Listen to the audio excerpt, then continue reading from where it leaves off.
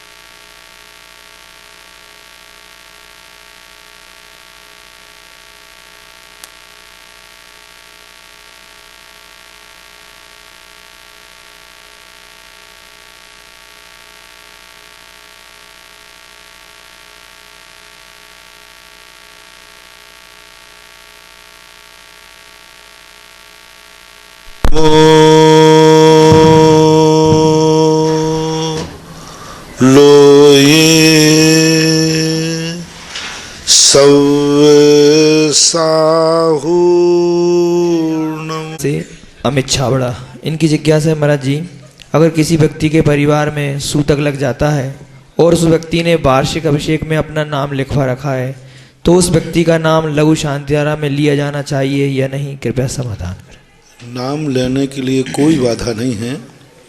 जब नाम हम पशुओं तक का ले सकते हैं, जब नाम हम किसी भी ऐसे व्यक्ति का भी ले सकते हैं जिसके हाथ का तुम पानी भी नहीं पीते हो, ऐसा कोई व्यक्ति है और उसके लिए हित के लिए बात करना है तो कोई बाधा नहीं। सुआ सूतक आदि में उसके लिए नाम लेने में कोई बाधा नहीं, उसके हित के लिए नाम लेने में कोई बाधा नहीं। मान लो सुआ सूतक में हैं, उसी समय कोई सीरियस बीमारी आ गई तो क्या उसकी शांति के लिए हम नाम नहीं लेंगे? बीमारी तो कभी भी आ सकती है। जिस जिस अवस्था में बीमारी आ सकती है उस अवस्था में शांति धारा में नाम लिया जा सकता है, कोई बाधा नहीं है। वो कर नहीं सकेगा लेकिन नाम तो ले सकेगा। दिल्ली से बबीता जैन। महाराज श्री, आयुबंध पहले होता है या गतिबंध पहले होता है? आयु और गतिबंध का काल क्रम व ज़्यादा हो सकता है या नहीं, कृपया समाधान। गतिबंध तो निरंतर होता है। जन्म से जिस समय से व्यक्ति उपपात जन्म में आता है उसी समय से गतिबंध होता रहता है और जीवन में एक भी समय ऐसा नहीं रहता जिस समय गतिबंध ना हो। लेकिन आयुबंध जो है वो हमेशा बंध को प्राप्त नहीं होता। सपोज कीजिए जैसे कोई व्यक्ति की 60 साल की उम्र है तो 40 वर्ष तक उसने गतिबंध किया, आयुबंध नहीं हुआ। जैसे उसके 40 वर्ष निकलेंगे तब उसे पहली बार एक अंतर मुहूर्त के लिए आयुबंध का मौका दिया जाएगा। उसने यदि उस समय आयुबंध के योग परिणाम नहीं हुए तो शेष जो 20 साल बचे उस 20 के भी 3 भाग कर लीजिए। मान लीजिए अपन करते हैं 7-7 भाग, तो 14 साल के बाद लगभग उसको फिर एक मौका दिया जाएगा। फिर जो 7 साल शेष बचे उसके 3 भाग करिए, 2 भाग निकल जाने के बाद फिर एक मौका दिया जाएगा। ऐसा जिंदगी में अधिकतम 8 बार आयुबंध का मौका प्रकृति देती है। और आयुबंध जब हो जाता है तो उसी आयु का बंध जिस समय होता है उस समय उसी गति का बंध होता है। यानी आयुबंध के समय गति और आयु एक समान होते हैं, बाकी शेष समय में कोई भी गति बांधते रहते हैं। अलवर राजस्थान से मेघा जैन। महाराज श्री, गुरुवर, आजकल हम हर जगह अंग्रेजी भाषा को ही महत्व दिया जाता है और हिंदी भाषा का अपमान किया जाने लगा है, जबकि हिंदी हमारी राष्ट्रीय भाषा है। गुरुवर, ऐसा लगता है कि भविष्य में हिंदी भाषा विलुप्त हो जाएगी। गुरुवर, हम लोग ऐसा क्या करें कि हिंदी भाषा के महत्व को बढ़ा सकें, कृपया समाधान करें। घर का वेदी लंका ढाया। जब तुम राष्ट्रीय भाषा चिल्ला रहे हो, सारा राष्ट्र ही हिंदी को मानने को तैयार नहीं है। कितने प्रांत हैं जो हिंदी का विरोध करते हैं और कितने प्रांतों में हिंदी बोली जाती है। भारत के 3-4 प्रांतों में हिंदी मान लीजिए अच्छी तरह से हिंदी, बाकी कोई प्रांत हिंदी बोल नहीं सकता। हिंदी का दुर्भाग्य यही है। विदेशों में जो अपनी अपनी देश की भाषाएं चल रही हैं, वो अपनी भाषा पूरे देश में चलती। मान लो चीन है तो चाइनीज भाषा जो है वो पूरे चीन में चलती है। पूरा चीन एक ही भाषा बनता है, घर में भी, बाहर में भी, ऑफिस में भी, सब जगह। जर्मन में जर्मनी भाषा है तो पूरा देश जर्मनी भाषा मानता है। ब्रिटेन में अंग्रेज भाषा है तो सारे अंग्रेजी भाषा मानते हैं। फ्रांस में फ्रांस भाषा है। और हिंदी भाषा एक ऐसी है कि तुम्हारा देश ही पूरा नहीं मान रहा है। 4-5 प्रांतों को छोड़ करके कोई हिंदी बोलते ही नहीं, बोलना पसंद नहीं करता। बल्कि राष्ट्रभाषा घोषित अभी है नहीं, राष्ट्रभाषा अभी घोषित नहीं की कानूनन, क्योंकि पूरा राष्ट्र एक मत नहीं है हिंदी पर। और केरल में जाओ, कोई हिंदी बोलना पसंद नहीं करता, वो हिंदी का विरोध करते हैं। बंगाल लोग हिंदी का विरोध करते हैं, आंध्रा हिंदी का विरोध करते हैं। तो सबसे बड़ी चीज़ है कि जब भारत में ही जिसका समर्थन नहीं मिल रहा है, उस देश की भाषा क्या। और ऐसी सबसे इंग्लिश का मूल कारण है, इंग्लिश बेईमान भाषा है। इंग्लिश संस्कृति को मिटाने वाली भाषा है। इंग्लिश जो है उसने सारे रिश्ते मिटा दिए, मात्र एक ही रह गया, अंकल और आंटी, फूआ फूफी, मामा मामी, सब संबंध खत्म कर दिए। तो बेईमान भाषा है, बिल्कुल बेईमान भाषा है। लेकिन बेईमान का राज्य करें क्या। आज भारत में सब विश्व के अंदर ऐसी कौन सी भाषा है जिसको सबसे ज्यादा देश स्वीकार करते हो। 17 देश या 14 देश, 17 या 14 देश विश्व के इंग्लिश का समर्थन करते। विश्व की ऐसी कोई दूसरी भाषा नहीं है जो इतने देश मानते हो। यदि आज वोटिंग कराई जाए कि विश्व में जितनी भाषाएं हैं, तो कम से कम अंग्रेजी को 17 वोट मिलेंगे, जर्मन को जर्मन का वोट, फ्रांस को फ्रांस का वोट, चाइना को चाइना का, हिंदी को भारत के ही वोट नहीं मिले पूरे। तो हमें उसकी जड़ पे जाना चाहिए। अपन बहुत चिंतित होते, मैं भी चिंतित हूँ, हिंदी का पूर्ण समर्थक हूँ, क्योंकि हिंदी हमारी संस्कृत भाषा से निकली हुई है और संस्कृत भाषा से ही, और प्राकृत से संस्कृत निकली हुई है। प्राकृत, अपभ्रंश, संस्कृत और हिंदी ये एक ही जाति, एक ही वंशज भाषाएं हैं, क्योंकि इनके अक्षर एक ही समान हैं, एक बराबर हैं, सब कुछ है। लेकिन करें क्या, सवाल ये उठ रहा है कि हम अपना बहुमत कैसे बनाएं। 17 लोगों के 17 देशों ने तो कम से कम एक मत हो गया, बहुमत में हो गया। कोई दूसरी भाषा नहीं है ऐसी। और भारत देश का तो बड़ा विचित्र हाल है, हर 50 किलोमीटर के बाद भाषा बदल जाती है। राजस्थानी में कितनी भाषा है? कहीं जाओ तो बोलिए अंडे उंडे, कहीं जाओ तो अटे बटे। तो भाषा का सबसे बड़ा भारत देश की है। बुंदेलखंड में इतने होते हैं, बुंदेलखंड में भी ऐसी बातें होती। तो इसमें क्या हो रहा है कि हम देश संगठित नहीं हो पा रहा है। हमारे देश की भाषा, यदि पूरे देश एक भाषा को मान ले, तो अंग्रेजी को यहाँ से ऐसा पलायन होना पड़ेगा जैसे जर्मन जापान में अंग्रेजी प्रवेश नहीं कर पाई, ऐसे भारत में भी प्रवेश नहीं कर पाएगी।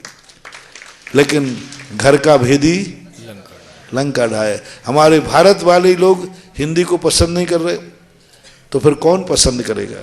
ये सबसे बड़ा, मैं भी बहुत मैंने डीपली चिंतन किया, बहुत विचार किया कि आखिर हम सब साधु संत लोग, बड़े बड़े और विनोबा भावे शरीर के लोग, सब लोग हिंदी के लिए माथा फोड़ के चले गए, लेकिन माथा ही फूटा है, कुछ लाभ हुआ नहीं।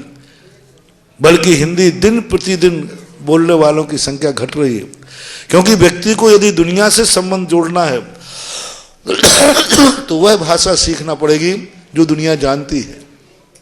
अब हिंदी को कोई, आज यदि हमारे दक्षिण में जब गोमटेश बाहुबली का जब अभिषेक होता है, तो यहाँ से लोग वहाँ जाते हैं तो वो कहते महाराज वहाँ बहुत परेशानी होती है, इंग्लिश आती है तो काम चल जाएगा, नहीं तो वहाँ पर कोई सब्जी देने वाला भी नहीं, रास्ता बताने वाला भी नहीं मिले। तो आज लोगों की मजबूरी बन गई है इंग्लिश को सीखना। यदि वो नहीं सीखेंगे तो इतने पिछड़ जाएंगे कि वो 3-4 प्रांतों से ज़्यादा उनकी कोई बकत नहीं रहेगी, कोई पूछने वाला नहीं मिलेगा। 3-4 प्रांतों में जो मान लो इंग्लिश नहीं सीख पाएंगे तो उनका स्तर इतना कम हो जाएगा, इतना छोटा हो जाएगा कि वहाँ 3-4 प्रांतों में ही अपने संबंध कर ले में, उन्हीं में अपनी आजीविका चला ले में, उसी से अपनी ज़िंदगी चला ले में। लेकिन आज तो विश्वीकरण के नीचे है, ग्लोबलाइजेशन जो चल रहा है वो सारे विश्व को एक करने के लिए चल रहा है। और अंग्रेजों ने अपनी भाषा को इस ढंग से चाल चली कि आज विश्व को एक करने में यदि कोई है तो अंग्रेजी भाषा ही समर्थ है, क्योंकि उसके वोटर ज़्यादा है। अच्छा, मैं आपसे पूछना चाहता हूँ जैनियों से, हमारे गुरुजी भी हिंदी पे कह रहे हैं, मैं भी हिंदी पे बोल रहा हूँ। मैं भी चाहता हूँ कि हिंदी के स्कूल खोले जाएं। यहाँ जितने जैनी बैठे हैं, कितने लोग अपने बच्चे को हिंदी में पढ़ाना चाहेंगे? धर्मचंद, अब पढ़ी चुके बच्चे अब क्या पढ़ाएगा? बोलो, यदि हिंदी और इंग्लिश दोनों को पढ़ने की योग्यता है आपके बच्चे में तो आप किस में पढ़ाएंगे? हैं पदम जी, हैं पंडित जी, तुम बताओ, यदि कल के दिन शादी हो गई और बच्चे तुम्हारे अच्छे हुए तो तुम हिंदी पढ़ाओगे कि संस्कृत इंग्लिश? गलत मत बोलो, मैं देख लूंगा, इसका नाम नोट करके रखना। मेरे छात्रावास से निकले हुए लोगों की जिनकी शादियां हो गई, वे भी अपने बच्चे को इंग्लिश मीडियम में डाल रहे हैं। तो हाँ, ऐसा गधाचंद हो जाए कि वो इंग्लिश पढ़ ही नहीं पाए तो कहोगे चलो डाल दो हिंदी को। आज जितने हिंदी कॉलेज विद्यालय हैं उनमें जैनियों के बच्चे पढ़ते ही नहीं हैं, सब बंद हो रहे हैं। तो ये बहुत सारी परिस्थितियां हैं, क्या करें, दुर्भाग्य है। वैसे उसकी एक स्थिति ऐसी है कि हमारी हिंदी का स्टैंडर्ड अच्छा नहीं है। अगर हिंदी का स्टैंडर्ड अच्छा होगा तो बिल्कुल पेरेंट्स लोग हिंदी स्कूल में जरूर भेजेंगे। स्टैंडर्ड कहीं ना कहीं तो कमी है, स्टैंडर्ड कमी है, उसका प्रचार का कमी है। एक आवाज में मार्च सरकार एक घोषित कर दे कि भारत का एक बात को मात कि भारत की अदालतों में हर व्यक्ति हिंदी बोलेगा, कोई भी इंग्लिश अदालत में नहीं बोलेगा, हिंदी का प्रचार हो जाएगा। भारत के सभी लोग, हर व्यक्ति एक नियम ले ले कि पोस्ट ऑफिस में एड्रेस हिंदी में होगा, हिंदी के अलावा दूसरा कोई एक चीज में हिंदी को पूरा राष्ट्र मानने लग जाए तो हिंदी का प्रचार हो जाएगा। लेकिन बताओ कौन सी चीज है जो हिंदी में सारे भारत में चलती हो? इसको क्या कहते हैं? वॉच, घड़ी। अब हिंदी का नाम ही पता नहीं है, हिंदी का दूसरा नाम है। अब इसके भारत में कितने नाम हैं? लेकिन चाइना में एक ही नाम होगा जो चाइना में है, फ्रांस में एक ही नाम होगा, लेकिन अपने देश में ना जाने कितने नाम इसके होंगे। तो ये क्या करें, दुर्भाग्य। संस्कृत में घटिका यंत्र कहते हैं मेरा श्री, घटिका यंत्र। घटिका यंत्र।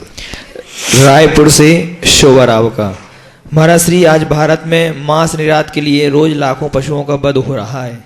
यदि यह निरंतर जारी रहा तो आने वाली पीढ़ियों को गाय भैंस आदि जानवर देखने और सुनने को भी नहीं मिलेंगे। इस विषय में महाराज श्री आपका उपदेश। हाँ, तो वो तो है ही, हम लोग तो उपदेश दे ही रहे हैं धीरे धीरे। लेकिन विज्ञान क्या कर रहा है? जिंदा करके मार रहा है, प्रोडक्शन भी दे रहा है, नए नए बीट दे रहा है। जैसे आज मुर्गियों को, खरगोशों को इतना मारा जाता है, लेकिन उनकी पैदाइश बढ़ाने के लिए भी दवाइयाँ तैयार कर रहे हैं। आज जितने मुर्गियों की खपत है, तो अभी तक तो मुर्गियां खत्म हो जाना चाहिए थी, लेकिन वो मुर्गियों की पैदाइश भी, प्रोडक्शन भी बढ़ा रहे हैं। खरगोश से बचना नहीं चाहिए था, प्रोडक्शन भी बढ़ा रहे हैं। तो इधर गायों को मार भी रहे हैं, लेकिन गायों को, बछड़ों को जन्म देने के लिए नए नए बीट तैयार किए जा रहे हैं, उनका प्रोडक्शन कर रहे हैं। टर्नओवर मांसाहारी का यही विज्ञान का दुर्भाग्य है कि वो जिंदा करके मार रहा है। पहले उत्पन्न करेगा और फिर मार डालेगा। उनियारा से अभिनव छावड़ा, महाराज श्री, इनकी जिज्ञासा नहीं, इनकी पीड़ा और चिंता है। ये कह रहे हैं कि वहाँ पर उनियारा में शीतलनाथ दिगंबर जैन मंदिर में काफ़ी बड़ी दरार मंदिर में आ गई है। ये हमारे कौन सा पाप कर्म का उदय है, और हम चाहते हैं कि आप पधारें और शीतलनाथ भगवान को भी अच्छे से, क्योंकि हर चीज़ का उत्पाद व्यय ध्रुविकतम है, और पुद्गल का तो है पूर्ण गलन, नियम से उसमें पूर्ण गलन होता है, जीर्ण शीर्णता आती है। इसलिए प्राचीन जितने मंदिर होते जाएंगे, आखिर हर व्यक्ति की उम्र है, तीर्थंकर भी क्यों ना जन्म ले, महाराज भी क्यों ना जन्म ले, सबकी उम्र तो एक दिन निश्चित है। 100 वर्ष तो सबके पूरे होना है ना। कितने ही हो, तीर्थंकर भी हो, महाराज भी हो, चक्रवर्ती भी हो, आखिर सबको एक दिन खिरना पड़ा कि नहीं, अवसान आ गया। तो ये मकान आदि पुद्गल हैं, मंदिर हैं, इनकी एक उम्र निश्चित होती है। अब 800-800 साल, 1000-1000 वर्ष पुराने मंदिर हो गए, उनमें दरारें नहीं आएंगी तो क्या आएगा? क्या वो अमर बन के रहेंगे? नहीं, पुद्गल है। आज हजारों साल के पुराने मंदिर हैं, उनमें दरार आ गई तो उनकी अवस्था खत्म हो गई। उनमें जो शक्ति थी, कैपेसिटी दीवार को पकड़ने की, वो क्षमता धीरे धीरे कम हो जाती है। और थोड़ा बहुत कोई धक्का लग जाता है, कोई पृथ्वी हिल जाती है, कहीं धमाके हो जाते हैं, तो क्रैकनेस आ जाती है। अब इसको कोई शुभ अशुभ मत मानो, ये उसकी उम्र का तकाजा मानो। भोपाल से शेफाली जैन। महाराज श्री, हम लोग जब टीवी में अभिषेक एवं शांतिहारा देखते हैं तो जो मंत्र उच्चारित होते हैं तो वह मंत्र की ध्वनि पूरे घर में होती है, तो इसका कुछ प्रभाव होता है क्या? नहीं, समाधान कर। शांतिहारा जो लोग टीवी में देखते हैं उसकी जो मंत्र उच्चारण की ध्वनि रहती है, देखो उतना प्रभाव तो नहीं पड़ेगा। आप तो इतना ही प्रभाव मान लीजिए, एक साक्षात मंदिर में बैठा हुआ भगवान और उन भगवान की फोटो घर में लगी है, दोनों में क्या अंतर है? एक भगवान मंदिर में बैठे, अपने मान लीजिए यहाँ चंद्रपुर बैठे, और एक इनकी फोटो घर में लगा लो, दोनों में कितना अंतर है? बहुत अंतर है, लेकिन वो आकार तो है। इसी प्रकार एक साक्षात गुरु के मुख से शांति धारा सुनना और एक टीवी पे सुनना, भगवान और फोटो में जितना अंतर है उतना ही अंतर समझना चाहिए। एक साक्षात भगवान मिल रहे हैं, वो तो पता नहीं महाराज ने किस उद्देश्य से की, किस भावना से की, किसके लिए की गई, और उसके लिए आप लोग सुन रहे हैं, तो हानि तो नहीं है, नुकसान तो नहीं है, लेकिन उतना फायदा भी नहीं है जितना फायदा व्यक्ति स्वयं के लिए जब करवाता है तो सुनता है, तब वो फायदा होता है। तो इसलिए अंतर तो उसमें आएगा, बहुत अंतर आता है। इसलिए साक्षात का अपने आप में महत्व होता है। हाँ, रात में भी दिखा दे तुम तो नहीं। एक बच्चे ने मेरे से कह दिया, बोले महाराज जी आपने मेरा कल आहार लिया था तो मेरा रात्रि भोजन त्याग कराया था, तो मैंने करना चाहिए। बोले महाराज जी आप तो रात में खा रहे थे, तो उसने सीधा कह दिया बच्चे ने। अब मेरे से कह दिया तो मेरे तो रोंगटे खड़े हो गए कि ये तो सरासर झूठा घरों पे। मैंने कहा बेटा कैसे देखा, तुमने कैसे देखा? बोले मैं अपने घर पे देख के आया हूँ, टीवी में आप आहार ले रहे थे। ओ मैंने कहा टीवी ने तो हमें मार डाला। हाँ, तो छोटा बच्चा क्या कह देगा, देखो महाराज जी अभी ले रहा, टाइम देख लो। तो ये सब स्थितियां हैं। तो टीवी होती है, छाया छाया होती है। ललितपुर से सम्राट जैन। बड़ा गांव दसान से विद्या जैन। महाराज श्री, यह सत्य है कि देवता किसी को जान से नहीं मारते, फिर भी ऐसी किंवदंती है कि शुभम चक्रवर्ती को व्यंतर देव ने समुद्र में डुबोकर मारा था। इसमें सत्य क्या है, कृपया मार्गदर्शन करें। देवता किसी को नहीं मारते हैं, नहीं करते हुए साक्षात किसी का आधा कर्म नहीं कर सकते। वे धक्का दे सकते हैं, गला नहीं दबा सकते। कोई देवता गला नहीं दबा सकते। वो ये कर लेगा कि यहाँ कमरे में हवा नहीं जाने देगा, यहाँ कमरे की हवा को चारों तरफ से पैक कर देगा, हवा नहीं जाएगी। लेकिन वो जाकर के सीधा प्राणघात नहीं कर सकता, तलवार से नहीं मार सकता किसी को। किसी व्यक्ति को अपने हाथ से तलवार से नहीं मार सकता, गला नहीं दबा सकता, ये सब कार्य नहीं कर सकता। लेकिन वो मरने के साधन जुटा सकता है। चक्रवर्ती को उसने मारा नहीं था, चक्रवर्ती ने उसको समुद्र में फेंक दिया था। समुद्र में फेंकना अलग चीज है और प्राण लेना अलग चीज है। जैसे अपने पैर से अपन चाहे चींटी का पैर रख गया चींटी मर गई, अपन ने चींटी को मार डाला, मर गया। जैसे मांसाहारी लोग मार देते मछली को, मुर्गे को मार देते, बकरे को, ऐसा देवता कभी किसी जीव को साक्षात शस्त्र से घात नहीं कर सकता, हाथ से मार नहीं सकता। हाँ, मरने के उपाय कर सकता है, मरने के उपाय कर देगा, ऐसा करने में कोई बाधा नहीं, वो अलग चीज है। ब्यावर से ऋतु बढ़ जात्या। गुरुदेव, आजकल हस्तरेखा दिखाने में बहुत प्रचलन चल रहा है, क्या हमारे जैन आगम में भी हस्तरेखा विज्ञान का कोई उल्लेख है या एक मिथ्या है? कृपया समाधान। ज्योतिष शास्त्रों में हस्तलेखा का वर्णन आता है, सामुद्रिक शास्त्र में आता है, जैनाचार्यों ने भी इसका वर्णन किया है। इसका वर्णन हरिवंश पुराण के अंदर भी इसके वर्णन आते हैं। वर्तमान युग में ज्योतिष शास्त्रों के ज्योतिषाचार्यों का वर्णन मिलता है, इसलिए नकार तो नहीं सकते हैं लेकिन आज जो बताने वाले हैं वे नीम हकीम खतरे जान, सच्चा ज्ञान नहीं है, कोई ज्ञान नहीं, लेकिन ज्ञान करने वाले उतनी साधना उतनी तपस्या नहीं करते हैं, इसलिए बताने वाला झूठा हो सकता है, लेकिन ज्ञान तो है, रेखाओं का भी ज्ञान है। देवलाल जैन वाशी से आगे आ जाएं, माइक ले लें, और वीना जैन वाशी तैयार रहें, आगे आकर के माइक ले लें। आगे बैठा करें आप लोग, ताकि हमारी व्यवस्था में गड़बड़ी ना हो।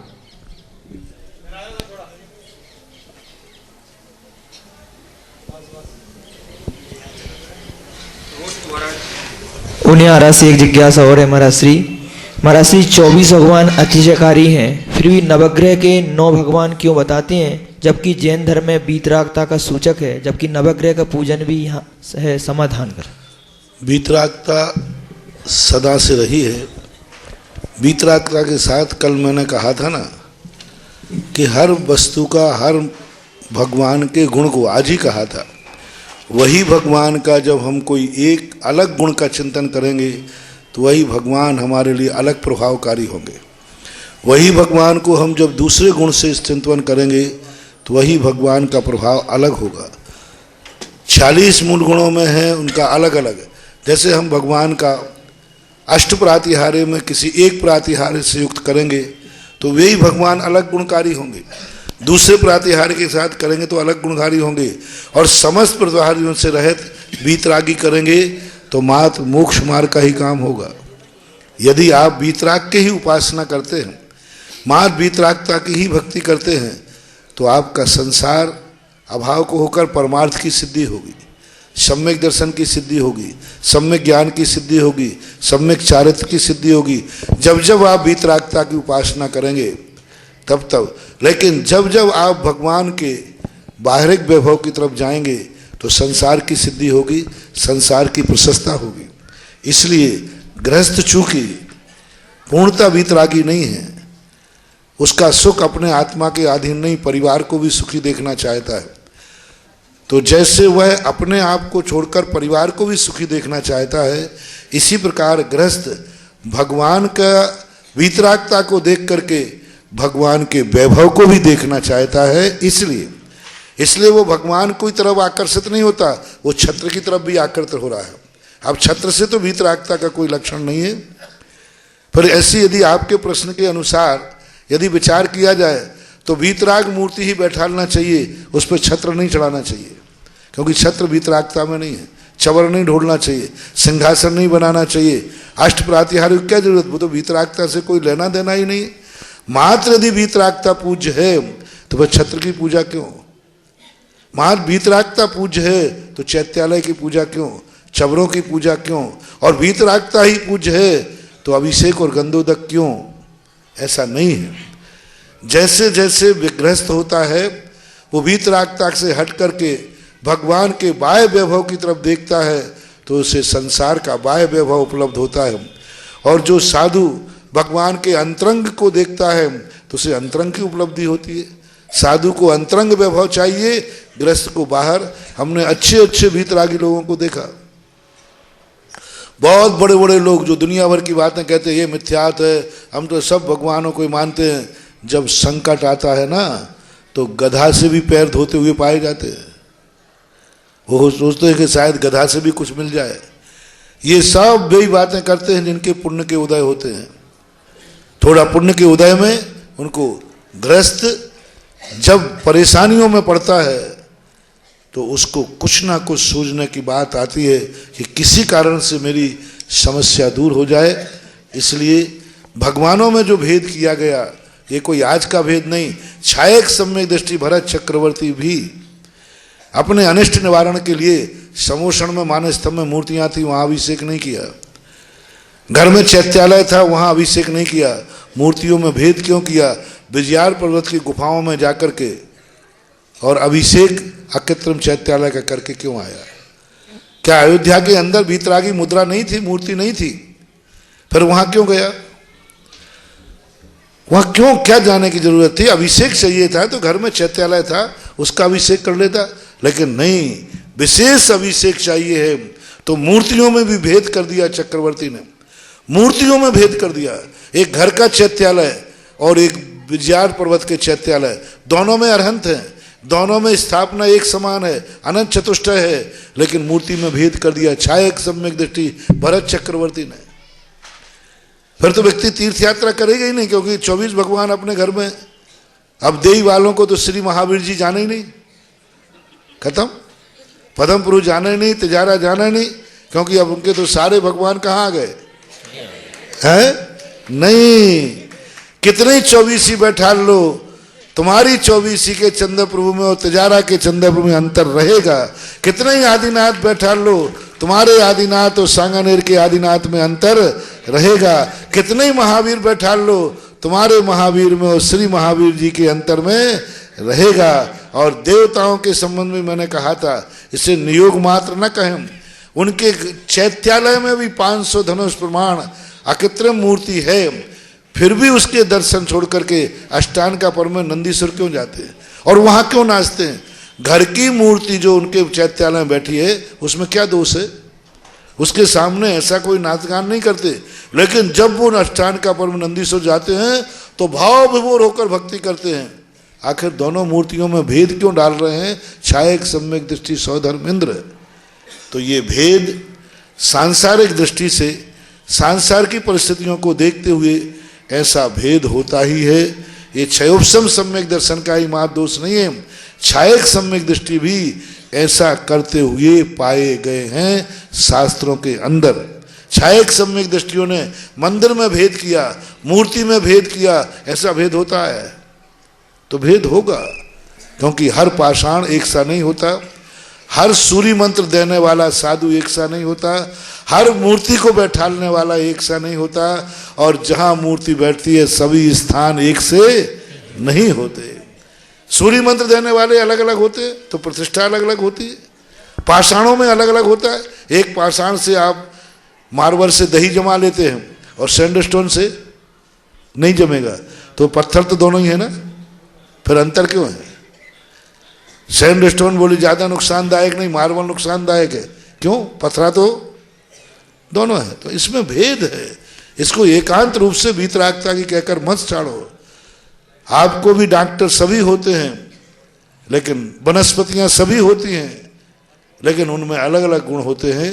तीर्थंकरों की मूर्तियों में, तीर्थंकरों की वीतरागता में भी बहुत एक समान होकर के भी अलग अलग उनके प्रभाव देखे जाते हैं। देवलाल जैन वाशी से, इसके बाद में बीना जैन वाशी वाले तैयार हैं। महाराज नमोस्तु गुरुदेव, नमोस्तु गुरुदेव। गुरुदेव, आजकल एक पंथ जो चल रहा है, जैसे सोनगढ़ कान पंथ, मुमुक्षु पंथ, एकांत पंथ, जाने क्या क्या नाम उसके हैं, उनके बहुत से मंदिर बने हुए हैं, उनमें दिगंबर जैन मंदिर लिखा हुआ होता है। तो एक तो इसका उद्भव कब से हुआ, और ये इनके मंदिरों की पहचान कैसे करें? दर्शन करने जाएं तो इनका जो साहित्य प्रचारित हो रहा है वो हमारे मंदिरों में आ रहा है, उनको कैसे पहचान करके उनको कैसे रोका जाए? मैं वैसे ही जगत में प्रसिद्ध हूँ और तुमने प्रश्न और कर दिया, करेला और नीम चढ़ा। ये बिल्कुल पहली बात है कि इनकी सबसे बड़ी पहचान है दिगंबर शब्द, तो कोई भी लिख सकता है। हम यही उनकी झूठ है कि दिगंबरत्व को मानते नहीं है और दिगंबर लिखते हैं। यानी वही वाली बात हो, तोता राम राम कहता है, लेकिन रामचंद्र जी यदि उंगली डालने पिंजड़े में तो वो उसी को काट ले और राम राम कहता रहता है। इसी प्रकार ये दिगंबर दिगंबर कहते हैं, और सच्चा दिगंबर साधु इनके सामने पहुंच जाए तो उसी की बुराई करना शुरू कर देते हैं। ये तोताओं, पहली बात सबसे बड़ा उनका लिए आपका प्रमाण पत्र यही है कि जिस मूर्ति में मुनि ने सूर्य मंत्र नहीं दिया है और वे मुनि से सूर्य मंत्र नहीं दिलाते, गृहस्थ अविरति असंयमी परिग्रही सूर्य मंत्र देता है, वे मंदिर वंदनीय नहीं है, पूजनीय नहीं है, वे मंदिर कंजाइष्टों के मानना चाहिए। पहले दर्शन करते समय पूछ लेना चाहिए कि इस मंदिर में दिगंबर मुद्रा ने, नंगे ने नहीं, वो कहे मैं कपड़े उतार के देता हूँ, किसी शास्त्र में नहीं लिखा कि नग्न मूर्ति में, नंगा व्यक्ति मूर्ति में सूर्य मंत्र दे सकता है। दिगंबर मुद्रा में और नंगापन में बहुत अंतर है। तो दिगंबर मुद्रा हो, पीछे हो, हाथ में हो, तब कहीं सूर्य मंत्र दिया जाता है।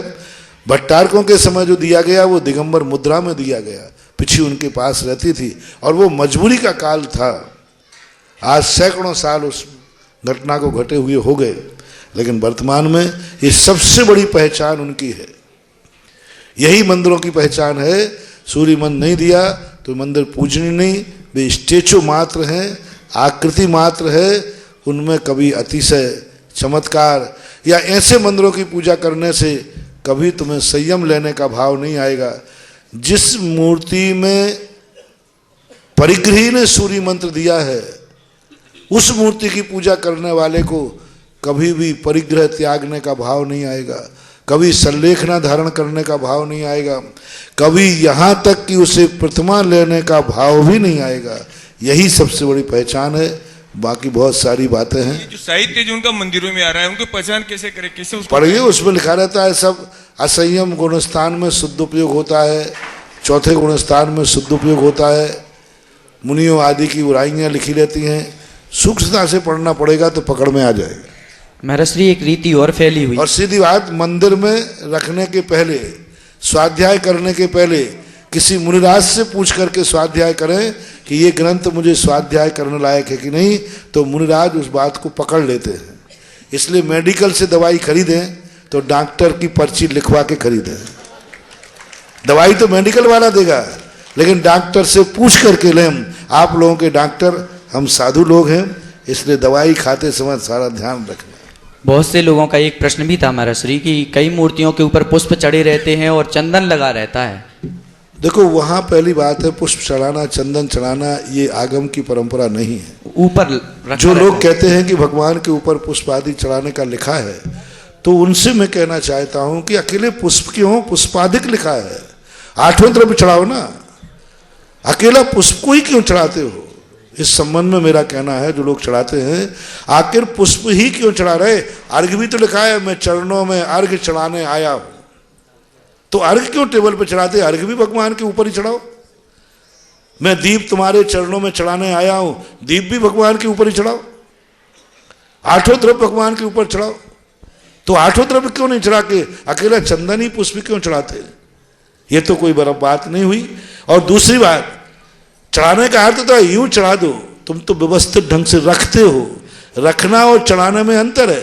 पुष्प लिया, चरणों में डाल दिया, कुछ नीचे गिर गए, कुछ रुक गए, वो तो पुष्प रखते हैं। रखना अपने आप में बहुत बड़ा ज्ञानता है। पुष्प रखने का कोई प्रावधान नहीं हुआ चरणों में, चढ़ाने अकेले का है तो चढ़ा तो गिर गया नीचे। दूसरी बात, जब 8वां द्रव्य चढ़ाने के बाद उठा ली जाती है तुरंत, फिर पूर्ण 24 घंटे क्यों चढ़ा रहता है ना, भगवान के ऊपर निर्माल चढ़िए। यदि मान लीजिए आप ये कहें कि वो चढ़ा हुआ है, चढ़ा है, चर्चना है, तो फिर चर्चित की हुई चीज निर्माल हो गई। जब 8वां द्रव्य वेदी पे से हट गई तो फूल भी भगवान के ऊपर से हट जाना चाहिए। लेकिन अब ये सब विवाद की बातें हैं, कोई मानने को तैयार है नहीं। जो जहाँ चल रहा है, अपनी ढपली, अपना राज। और भगवान के ऊपर मैं तो एक ही कहता हूँ, जो चढ़ाते हैं उनको 8वां द्रव्य चढ़ाना चाहिए, क्योंकि मैं प्रमाण दे दूंगा 8वां द्रव्य भगवान को चढ़ाने में लिखा हुआ है। अर्घ में लिखा है, मैं चरणों में अर्घ चढ़ाता हूँ, लेकिन अर्घ नहीं चढ़ाता। और जब इसको हटाते हो तो उसको भी हटा देना चाहिए। अब महाराज लिखा है तो क्या कर, लिखा ऐसा है, एक माँ ने अपने बेटे से कहा, बोले बेटा जाओ महाराज के चरणों में बैठ। तो वो बेचारा बेटा सीधा साधा था, देही का था, तो वो सीधा धनाधन आया कमरे में, पाटे पे चढ़े और महाराज की गोदी में बैठ गया। बोले बेटा क्या कर रहे हो? बोले महाराज मम्मी ने कहा है महाराज के चरणों में बैठ। बोलो कहने में यही आता है कि नहीं? कहने में यही आएगा कि नहीं? इसका अर्थ क्या हो गया? भगवान के चरणों में नहीं, निकट। अपन कहते ना थोड़ा भगवान के चरणों में बैठ मंदिर में जाके, तो बेदी पे चढ़ के तुम चरणों में जाके बैठ जाना। इसी प्रकार से शास्त्रों में कहा गया है कि चरणों में चर्चना कर रहा हूं, चरणों में हम अर्घ चढ़ा रहे हैं, पुष्प चढ़ा रहे हैं, लेकिन ये भाषा होती है, सत्यार्थ नहीं। अब लोग चढ़ा देते हैं तो उसे उसकी अज्ञानता माने, लेकिन आप पूजा बंद नहीं करें, क्योंकि वो उन्होंने परिग्रह के भाव से नहीं चढ़ाया है। अब मैं दूसरा पक्ष ले रहा हूं, पहले तो मैंने कर दिया गलत है, लेकिन ऐसी मूर्ति है वंदना के योग्य है, क्योंकि वह उन्होंने चढ़ाया नहीं है परिग्रह के भाव से, अज्ञान भाव से पूजा के लिए चढ़ाया है, परिग्रह नहीं चढ़ाया। परिग्रह में अंतर है। जैसे आप अभिषेक करते करते यदि एक कपड़े का धागा मूर्ति पर छूट जाए तो क्या वो मूर्ति अप्रतिष्ठित हो जाएगी? लेकिन अकलंक स्वामी ने एक धागा डाल दिया था तो वहां संकल्प था, मैं इस मूर्ति को परिग्रही करता हूं, और यहां कपड़ा छूटा हुआ है। तो ऐसी स्थिति में इसी प्रकार से वहां जो केसर और चंदन लगाया गया है, पुष्प चढ़ाया गया है, वो परिग्रह भाव से नहीं चढ़ाया गया, वो पूजा भाव से चढ़ाया गया है। और पूजा भाव से चढ़ाते समय मूर्ति में कोई भी परिग्रह का दोष नहीं आएगा। इसलिए ऐसी मूर्तियां वंदनीय तो है, लेकिन तुम चढ़ाना शुरू मत कर देना, ये अज्ञानता है। बीना जैन वासी से, इसके बाद में नवीन जैन वासी आगे आ जाए, माइक ले लें। गुरुवर के चरणों में शत शत अभिनंदन। नमोस्तु गुरुवर, नमोस्तु नमोस्तु। गुरुवर मेरी ये जिज्ञासा है कि अगर हम सामायिक करते हैं, उस समय अगर लघु शंका या दीर्घ शंका आ जाए तो उस समय क्या करना चाहिए? सामायिक में ऐसी कोई छूट नहीं, पहले निर्वृत्त होकर के बैठना चाहिए, पहली बात। दूसरा आता है तो दोष तो लगेगा, ठीक है, अब मजबूरी का नाम महात्मा गांधी है, लेकिन दोष तो आएगा। आपको पुनः फिर पूरी सामायिक करना चाहिए, उसका प्रायश्चित लेना चाहिए। दोष में तो दोष ही माना जाएगा, और दृढ़ सामायिकी है तो वहाँ तो फिर वो सामायिक नहीं छोड़ेगा। अब जो होना होगा सो हो जाएगा। जैसे वो अपने आते सामायिक में बैठ गया और वो दीपक में घी डालता गया, लेकिन अब सामायिक तो नहीं छोड़ी। इतनी प्यास लगी कि सामायिक में मर गया तो मेंढक हुआ, लेकिन उसने सामायिक नहीं छोड़ी। नवीन जैन वासी से, इसके बाद में सीमा जैन वासी आगे आ जाएं। नमोस्तु भगवान, नमोस्तु भगवान, नमोस्तु। मेरे और मेरे परिवार की तरफ से त्रिबार नमोस्तु। गुरुवर, अगर कोई अन्य धर्म का साधु या श्रावक हमारे प्रतिष्ठान पर किसी भी उनके धार्मिक आयोजन की रसीद कटाने आता है और हम दान की रसीद कटवा लें, और फिर पता चलता है कि उस दान का अधिकांश हिस्सा उन साधुओं के नशा करने एवं उनकी व्यवस्था करने में चला गया, जबकि वो पैसा तो मंदिर में दान के लिए था, तो हमें इस दान का पुण्य लगेगा या? यदि आपको मालूम नहीं है कि उस पैसे का दुरुपयोग किया गया तो आपको दोष कम लगेगा।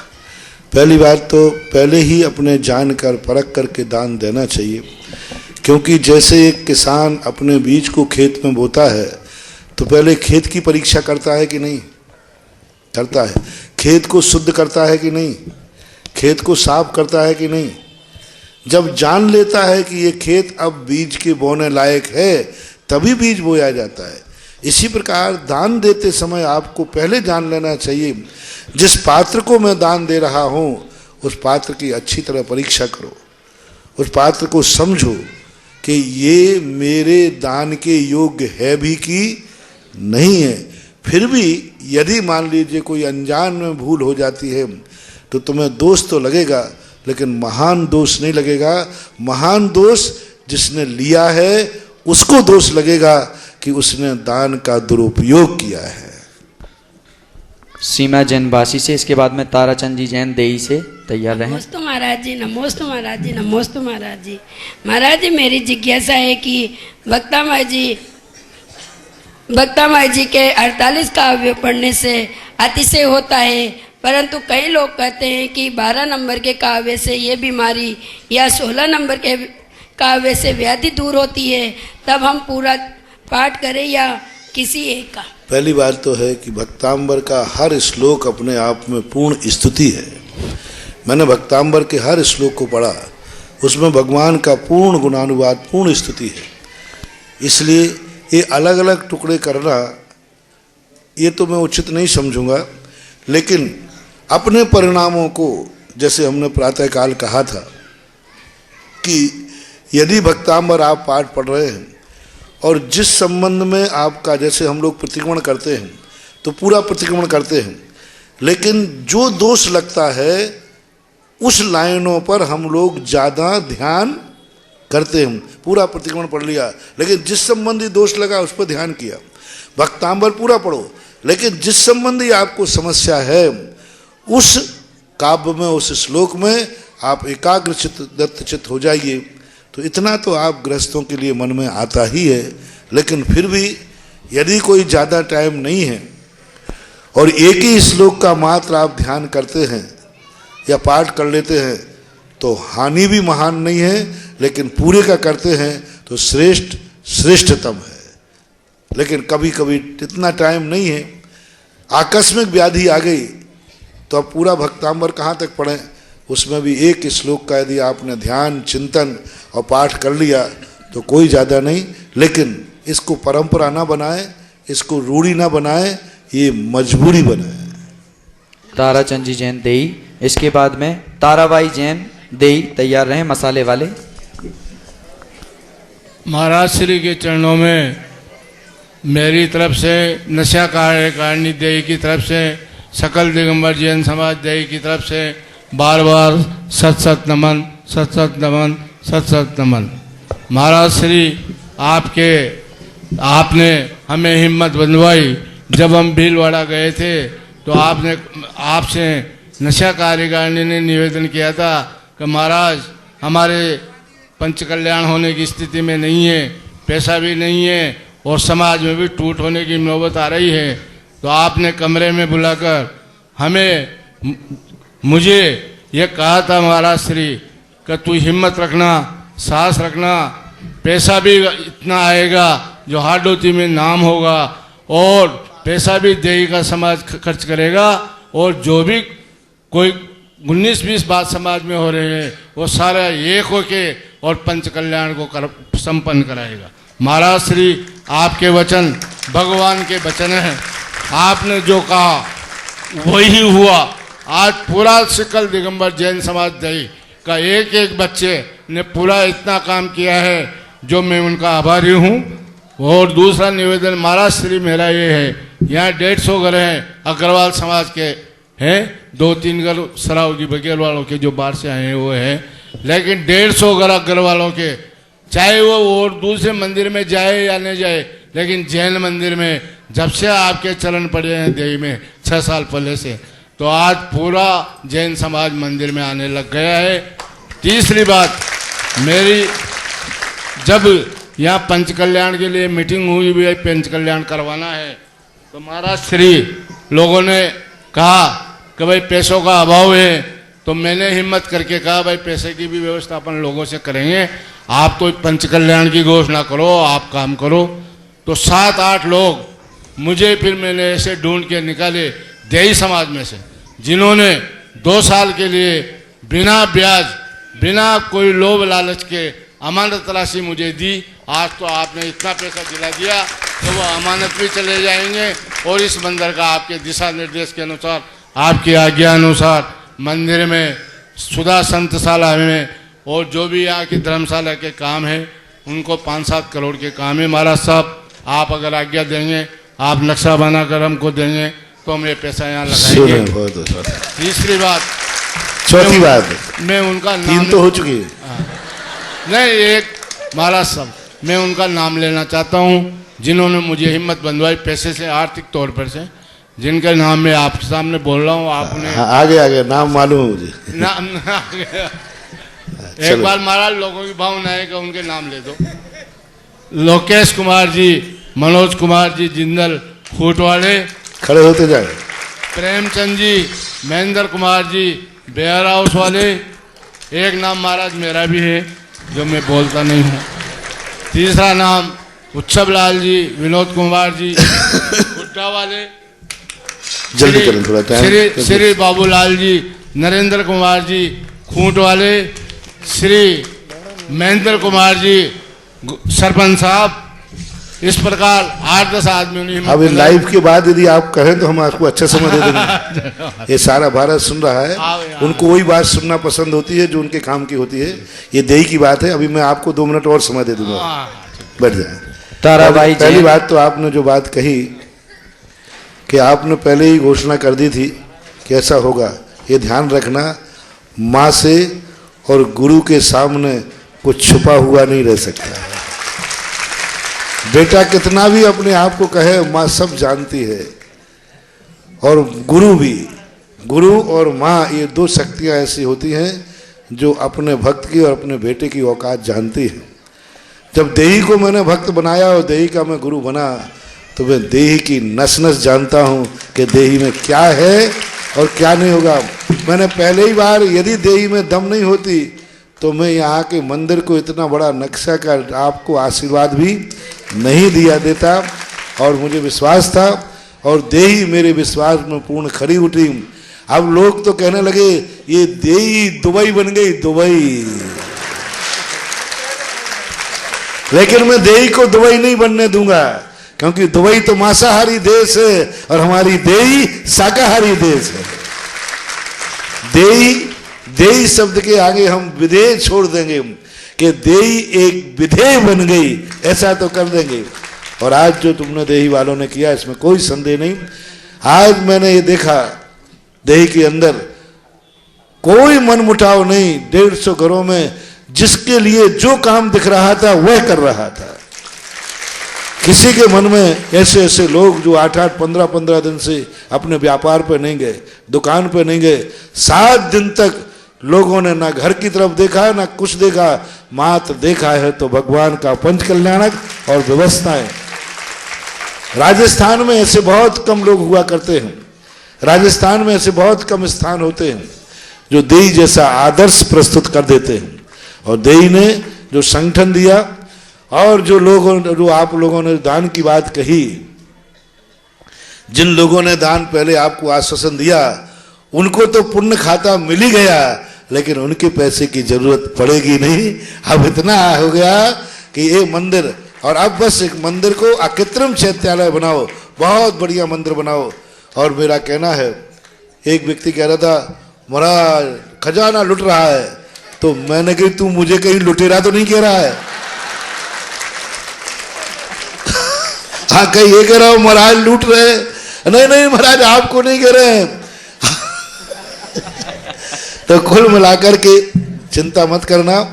जिन जिन लोगों ने जो दान दिया है, जो कह रहे 2 साल 3 साल के अंदर, आप चिंता मत करना।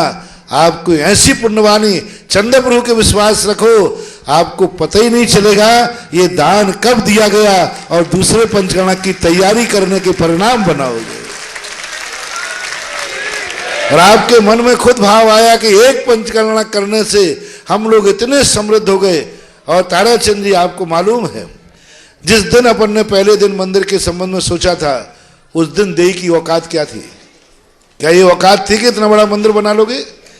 लेकिन उस मंदिर को जैसे तुम बनाते गए, देही की समाज भी ऊंची उठती गई, और आज तुमने पंचकर्मा करके भारत का इतिहास बन गया। इससे ये सबक लेना चाहिए, दान देने से धन घटता नहीं है, दान तो बीज है, जो बोता है उसके घर में फसल पक करके आती। दान को कभी खर्च में मत डालना, दान को सदा बीज में डालना, और बीज जाता है कई गुना लेकर के आता है, और खर्च जाता तो है लेकिन आता नहीं है। चले, समय हो रहा है। गुरु के चरणों में एक सेकेंड।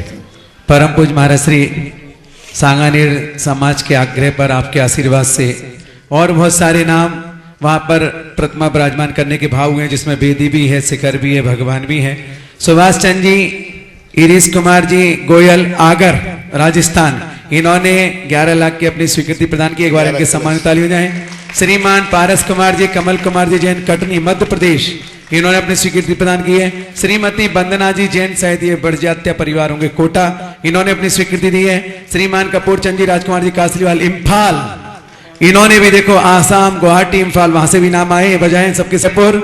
गुलाब चंद जी, ज्ञान चंद जी छावड़ा रानोली वाले मुंबई, उद्धम चंद जी, दीपक कुमार जी, रवि कुमार जी पाटनी जयपुर, तालियों में कंजूसी नहीं करें। फूलचंद जी, पवन कुमार जी सेठी डीमापुर, पदम चंद जी पाटनी गुवाहाटी, निकिता विवाटे अमेरिका, बजाय इन सभी के सम्मान में जोरदार तालियां। और सुने भाई, मैं सांगानेर का कोई ऑफिस नहीं हूँ जो आप चालू कर रहे हैं। नहीं महाराज जी, आपका ऑफिस नहीं, आशीर्वाद तो आपका है। एक दिन शंका आई तो समाधान कर लिया, अब मेरे समाधान करने में तुम्हारी पोवारा हो जाए तो मैं क्या करूं? ये पुण्य समाज का मेरा तो सारा तीर्थ है। अब जिनको भी बोलना है वे सीधा सांगनेर से संपर्क करें और सांगनेर ऑफिस से संपर्क करें, वहीं करें। हम तो सारे भारत के थे, हैं और रहेंगे। हमारा तो सारा भारत हमारे तीर्थ क्षेत्र है, कोई हमें सांगानेर अकेला ही नहीं है, हमारे लिए तो हर तीर्थ क्षेत्र। आपको मालूम है, जैसे ताराचंद जी ने कहा कि मुझे तो देई भी उतनी प्यारी है जितना सांगानेर। देई में भी जब भी दान का उपदेश दिया तो देई के लिए भी दिया, और उसी का परिणाम है कि आज देई ने इतना बड़ा अपने दान के भाव कही। आज जो तुमने, आज आपकी बहुत बड़ी परीक्षा थी। जिस समय मैं मूर्ति विराजमान करने गया, मैं चंदा इकट्ठा न करने गया था, मैं भक्त की पहचान करने गया था। और आज जो भगवान को सब कुछ बोली तय होने के बावजूद भी, कमेटी ने तय कर दिया था कि इतना ले, वो देने के बावजूद भी, जब मैं तुम्हारे सामने मूर्ति खड़ी करने के विराजमान करा तो देई के लोगों ने जो मेरा सम्मान और मूल्यांकन किया, ये उन्हें अमर बना देगा। और जिन जिन ने, और लोग इतने गदगद हो रहे थे, मैं तो समझ रहा था कि जो कोई एक बार बोल दे दोबारा नहीं लेता। 21% से 22% कराने में ताराचंद पसीना आ जाता, और हमने 100% करा लिया। और लोगों ने जो मेरे तखत से उठ करके उनकी वेदी तक जाने का जो उत्साह, जो मूल्यांकन किया है, आज तुमने करोड़ों दान दिए, उसके संबंध में मैं कुछ नहीं कहता हूं। और जो मेरे सामने वेदी विराजमान करके जो अंदर से तुमने थोड़ा सा दान दिया है, ये दान तुम्हें बीज बन करके और इतना समृद्ध बनाएगा कि आज वेदी बैठा ली है, कल तुम मंदिर बना करके तैयार की धमल पा जाए। मैं बहुत डर के उठ रहा था कहीं बेइज्जती नहीं हो जाए, लेकिन भक्तों को मानना पड़ेगा। देई के जिस वेदी के सामने गया वही हर्षित होकर खड़ा था। वो कहते नहीं, गुरुजी मेरी मूर्ति विराजमान करने के सामने आए हैं, जो कहो वो बोलने को तैयार हूं। सब ये आपने जो अभी विराजमान करते समय जो दृश्य प्रस्तुत किया, ये प्रशंसनीय है। और आपने जो उत्साह और गुरु का मूल्यांकन किया, ये भी देवताओं के द्वारा भी वंदनीय है। इसलिए जहां जिसके जो क्षेत्र है, गुणोदय वाले का एक खड़ा है यहाँ, सुनील गुणोदय वाले जो हैं वो इनसे संपर्क करें, सांगानेर वाले सांगानेर से संपर्क करें, चांदखेड़ी वाले चांदखेड़ी से करें। हम तो खुले फक्कड़ आयावर हैं, मुझे खुले आयावर ही रहने दो, इसलिए अच्छा है। अब जो संपर्क करना है डायरेक्ट सीधा सांगानेर करें। ताराबाई जैन देई से, इसके बाद में राजेंद्र जैन वास्तुविद इंदौर से तैयार रहे। चरणों में मेरा और मेरे परिवार की ओर से कोटि कोटि नमन। नमस्ते महाराज, नमस्ते महाराज। मेरी जिज्ञासा है कि जो अपना उपवास करते हैं तो उसमें एक बार पानी लेने का दोष बताया गया है, और जैसे 10 उपवास करे तो पानी लेना पड़े तो उसमें क्या दोष लगेगा? देखो, दोष नहीं है, परसेंटेज कम होंगे। निर्जल उपवास करते हैं तो 100 नंबर है, इसका पानी ले लिया तो 10 नंबर कम हो जाएंगे, 90 मिलेंगे। इसका फेल नहीं हो, फेल नहीं माने जाओगे, नंबर कम माने जाएंगे। इसका प्रायश्चित क्या है? कोई प्रायश्चित नहीं, नंबर कम मिल गए, बस यही प्रायश्चित हो गया। थोड़ा सा दूध ले लोगे तो 10 नंबर और कम, थोड़ा सा नारियल का पानी ले लोगे तो 10 नंबर और कम, थोड़ा सा फल ले लोगे तो 10 नंबर और कम, और यदि जम के फ्रूट ले लिए, ड्राई फ्रूट, तो 25 नंबर कम, और अन्न छोड़ करके जम के डकार लिया तो 90 नंबर कम, 10 नंबर फिर भी मिल जाएंगे। और आगे की भावना सीधा होता है। त्याग तो अपने जितना अपन कम करते जाएंगे, नंबर कम होते जाते हैं। इन्होंने अभी पर्यूषण में 10 उपवास किए थे। कोई बात नहीं, आपके 10 उपवास छले नहीं जाएंगे, कैंसिल नहीं माने जाएंगे, आपके थोड़े नंबर कम होंगे, बस इतना ही माना जाता है। गुरुदेव के चरणों में बारंबार नमोस्तु मेरी तरफ से एवं पूरे इंदौर शहर की तरफ से। गुरुदेव, आपके कई प्रवचनों में एक बात आई थी स्वर विज्ञान की, और उसका जब प्रयोग करके मैंने भी देखा और मुझे बहुत जबरदस्त रिजल्ट मिले। बल्कि इसका प्रयोग जब लैंड एनर्जी के लिए चेक किया और उसकी दम पर मैंने अभी गिनीज बुक में, एशिया बुक में भी नाम रिकॉर्ड कराया। तो क्यों ना इस विद्या का जब इतना ज्यादा लाभ है, का स्वर विज्ञान का, स्वर विज्ञान, हाँ, जी, तो ज्ञानार्णव में सुखचंद आचार्य ने भी उसमें वर्णित किया है। तो हमारी समाज और हमारे लोग क्यों ना इसका लाभ आप जैसे लोगों के माध्यम से ही अर्जित करके और इसे लाभ उठा सकें। क्योंकि कारण क्या होता है कि प्रकृति ने पूरी शक्तियां अपने आत्मा में दी हैं। प्रत्येक शरीर के अंदर ज्योतिष है, उसका ज्ञान होना चाहिए। स्वर से ज्योतिष होता है, अंगों के स्फुरन से ज्योतिष होता है, स्वप्न से ज्योतिष होता है, शरीर के ऊपर तिल भौरी मस्से होते हैं, इनसे भी ज्योतिष होता है। बस इसके ज्ञान की जरूरत है। स्वर विज्ञान का यदि लोगों को ज्ञान हो जाए तो बहुत सारी वो खुद अपनी समस्याओं का समाधान कर सकते हैं। पूज्यवर सुखचंद महाराज ने श्री ज्ञानार्णव में बहुत अच्छी तरह स्वरों का ज्ञान किया। हम सांसारिक दृष्टि की तरफ न जा करके, हम चूँकि साधु हैं, हम पारमार्थिक दृष्टि से परमार्थ के कार्यों में हम लोग स्वरों का प्रयोग करते हैं, स्वरों का ज्ञान रखते हैं। और पारमार्थिक शक्तियों के लिए सुखचंद महाराज ने भी पारमार्थिक शक्तियों के लिए प्रयोग किया। इसलिए मैं, चाहे ज्योतिष हो चाहे वास्तु हो, मेरा संबंध मंदिर, गुरु और शास्त्र तक ही सीमित है। चूँकि तुम गृहस्थ हो तो तुम्हारा कार्य मकान तक, गृहस्थों तक सीमित है। इसलिए मेरे स्वर विज्ञान मेरे अध्यात्म के लिए है और आपका स्वर विज्ञान संसार की सिद्धि के लिए है। आप अपना काम करें, मुझे अपना करने दें। राजेंद्र जैन अध्यापक देव। क्योंकि मैं कोई ज्योतिष को संसार की तरफ, मैं ये नहीं कह सकता हूँ कि जब तुम लड़ने आओ तो सूर्य स्वर कर लेना जिससे तुम उसको निपटा के आ जाओगे। मैं नहीं बोल सकता। मैं नहीं बोल सकता हूँ कि तुम एक आरे के स्वर चलाओगे तो तुम्हारे यहाँ बाल बच्चे पैदा हो जाएंगे। मैं ये नहीं बोल सकता कि ये स्वर चलाओगे तो बेटा पैदा होगा या बिटिया पैदा होगी। लेकिन ये स्वरों में ताकत है, लेकिन मेरे और मेरे सूर्य सुखचंद आचार्यों की सीमा है। इसलिए जो भी ज्योतिष, जो भी शक्तियाँ हैं, इनको हम संसार की तरफ नहीं मोड़ सकते हैं, क्योंकि ये परमार्थ की तरफ हम मोड़ते हैं। हम लोगों की सीमा मर्यादा है। इसलिए आपने जो मेरे से अपेक्षा की है वो अपेक्षा मैं पूरी नहीं कर पाऊंगा, क्योंकि मेरी दृष्टि पारमार्थिक है, संसारिक नहीं। परमार्थिक के लिए भी हाँ, तो हम मंदिर के संबंध में बता देंगे कि यदि तुम्हें सामायिक करना है तो कौन से स्वर में करना, यदि सामायिक करना है तो कौन से स्वर में करना, ये बता दूंगा। लेकिन तुम्हें दुकान का ताला खोलना है, कौन से स्वर में करना, वो तुम बता देना। जी जी जी, चलो। राजेंद्र, पाठ्यक्रम में बेसिक उसमें स्कूलों में जोड़ा जा सकता है क्या? इसको मुहिम उठा, ये विषय हमारा नहीं है। राजेंद्र जैन अध्यापक देई से। इसके बाद में सीमा जैन कोटा, आगे आ जाए, माइक ले लें। सबसे बड़ी चीज है, इन विद्याओं को जब तक गवर्नमेंट से रजिस्टर्ड ना हो तो लोग आज वास्तु को एक इतना लुटेरों का वास्तु हो गया है। लोगों को इतना लूट रहे हैं, थोड़ा सा देखने जाएंगे 50-50 हज़ार, लाख रुपया, 2-2 लाख रुपया लेते हैं।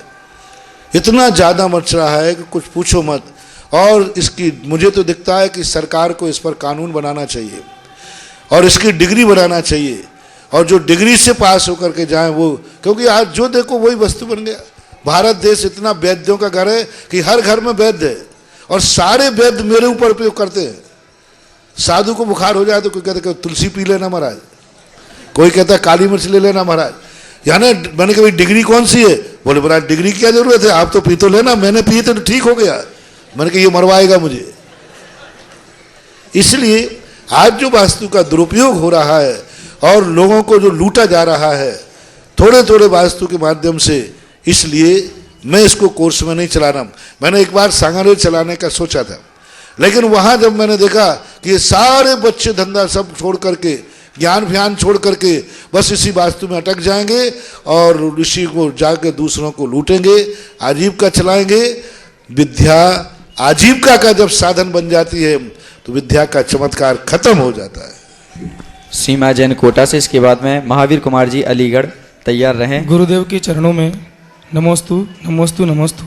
मैं देवी समाज की ओर से आपके चरणों में 4 पंक्तियां रख रहा हूँ। नहीं, आप प्रश्न कीजिए। मेरी जिज्ञासा यह है कि मदिरा सेवन, बीड़ी, सिगरेट, तंबाकू और गुटखे को खाने से व्यसनों का दोष होता है, पाप का बंध होता है। तो बीड़ी, सिगरेट, गुटखा, तंबाकू को खाने से पाप लगता है, पाप का बंध होता है। तो इनको बनाने वाले और बेचने वाले को भी पाप लगेगा क्या? बनाने और खाने वाले में बहुत अंतर है। सेल्फास की गोली बनाता है व्यक्ति, कितने कार्य होते हैं जो बनाता तो व्यक्ति है लेकिन खाता नहीं है। जैनी तेल बेच सकता है, तेल पेल नहीं सकता पहले वर्णों के अनुसार, अब तो सब पेल रहे हैं। तो बहुत सारी चीज़ों में सबसे बड़ी चीज़ है, सबसे बड़ा पापी वो है जो गुटखा खा रहा है, बेच रहा है, वो व्यापार कर रहा है, आजीविका चला रहा है। उसकी उतनी दोष तो उसको है, लेकिन खाने वाले को नाश होगा, बेचने वाले को कैंसर नहीं होगा। कैंसर खाने वाले को होता है कि बेचने वाले को? खाने वाले को। खाने वाले को। तो फिर हानि किसको है? खाने वाले को। तो बस खाना छोड़ दो, ये दुकानें अपने आप बंद हो जाएंगी। नमोस्तु गुरुवर, नमोस्तु गुरुवर। मेरी जिज्ञासा है कि जब हम मंदिर में जाते हैं सुबह और 1 घंटे या 2 घंटे का नियम लेके मंदिर में बैठ जाते हैं, और इसी बीच आधा घंटे के अंदर कोई व्यक्ति हमें आके सूचना देता है कि आपके यहाँ सूतक लग गया, चाहे वो जन्म का हो या मरण का, तो हमें उस टाइम अपनी पूजा छोड़ देनी चाहिए या फिर नहीं? मंदिर से बाहर आपको यदि आपके संबंध में तो मैं नहीं कहूँगा, लेकिन गृहस्थों के संबंध में, पुरुषों के संबंध में कह सकता हूँ कि यदि उन्होंने अभिषेक पाठ का पहला श्लोक पढ़ लिया है और कायस्वर कर लिया है, तो जब तक वो पूरी विधि करके मंदिर से बाहर नहीं जाएंगे तब तक उनको सूतक नहीं लगेगा। यदि आपने स्थापना कर ली है और आपका ये संकल्प है कि चाहे दुनिया में कुछ भी हो जाए, स्थापना करते समय मैं जब तक पूरी पूजा नहीं कर लूँगा तब तक मैं स्थान नहीं छोड़ूंगी, तो ऐसा यदि आपका संकल्प हो गया है तो आपको सुआ सूतक नहीं लगेगा। लेकिन आपको ये मालूम चल गया है कि नहीं, बीच में यदि फोन आ जाए तो फिर मैं फोन सुन लूंगी, तो फिर सूतक लग जाएगा। संकल्प के ऊपर है। आपने, जैसे हमारे यहाँ धनंजय कवि का आता है, उन्होंने संकल्प कर लिया कि जब तक मेरी पूजा पूरी नहीं होगा, मेरा घरबार का त्याग, मेरे परिवार का त्याग, मेरा भगवान और मैं हूँ, तो उसका संकल्प हो गया, उसको अब कोई सूतक नहीं लगेगा। लेकिन जब तुम बीच पूजा में मोबाइल सुन सकती हो तो फिर सूतक लगेगा। बीच पूजा में तुम अपने परिवार रिश्तेदारों को पहचान सकते हो तो सूतक लगेगा। बीच पूजा में तुम्हारा बेटा आ गया तो उसको माँ और बेटे का व्यवहार करोगे या सामान्य जन का? धनंजय कवि ने बेटा सामने आया तो उसने बेटा माना ही नहीं, क्योंकि इस समय मैं भगवान का भक्त हूं, किसी बेटे का बाप नहीं हूं। यदि आपके मन में आ रहा है कि मेरा बेटा है, मैं इसकी माँ हूं, तो सूतक लगेगा। आपको यदि ऐसा भाव आ रहा है, मोबाइल सुनते हैं, बीच में यदि मोबाइल आ जाए तो पूजा के बीच में सुनेंगे तो आपका ममत्व भाव है, आपको लगेगा सूतक। इसलिए इसके संबंध में संकल्प शक्ति काम करती है कि आपका किस प्रकार का संकल्प है। वैसे ज़्यादातर आप लोगों को मान लेना चाहिए, क्योंकि आप ऐसे दृढ़ संकल्पी हो ही नहीं सकते हैं, तो उसको दूसरे से कह देना चाहिए, भाई इस पूजा को आप पूरी कर लेना, मैं उठता हूँ। ओम शांति। देखो कल सुबह का सीधा सीधा बात है, हालांकि मैं कहता नहीं हूँ, कह भी नहीं रहा हूँ,